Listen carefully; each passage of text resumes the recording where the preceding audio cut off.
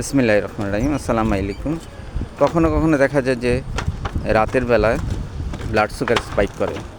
এজন্য আপনি রাতের বেলা কী খাবেন সেটার একটি ছোট্ট তালিকা আমি ১ মিনিটে আপনাকে একটি দিতে চাই। সেটা হলো রাতের বেলা আপনার খাবার প্লেটে অবশ্যই ভেজিটেবল বেশি রাখবেন এবং অবশ্যই সন্ধ্যা ৭টার মধ্যে খাবেন। খাবার প্লেটে ভেজিটেবল প্রায় অর্ধেক রাখবেন এবং প্রোটিন জাতীয় খাবার ৩ ভাগের ১ ভাগ রাখবেন আর ৩ ভাগের ১ ভাগ পানি রাখবেন। কোনো রকম কার্বোহাইড্রেট অ্যাভয়েড করবেন। আর সবজিগুলো কী কী সেগুলির কথা তো আমি বললাম, করলা, লাউ, ভেন্ডি, তারপরে ধরেন মিষ্টি কুমড়া নয়, পালং শাক, লাল শাক, পুঁই শাক, তারপর লাউ শাক, তারপরে আচ্ছা চিচিঙ্গা, ঝিঙ্গা, এ ধরনের অল সিজনস ভেজিটেবল সেগুলো রাখবেন। এখানে কার্বোহাইড্রেটটা কেন রাখতে নিষেধ করলাম, যে কার্বোহাইড্রেট কখনো কখনো দেখা যায় ব্লাড সুগারকে স্পাইক করে। অনেকে অতিরিক্ত কার্বোহাইড্রেট খেয়ে ফেলেন, অবশ্যই কার্বোহাইড্রেটটা অ্যাভয়েড করবেন। রাত্রিবেলা কার্বোহাইড্রেট না খাই ভালো, তাহলে আপনার দেখবেন সারা রাত ব্লাড সুগারটা আপনার একটা কাঙ্ক্ষিত সীমার মধ্যে থাকবে।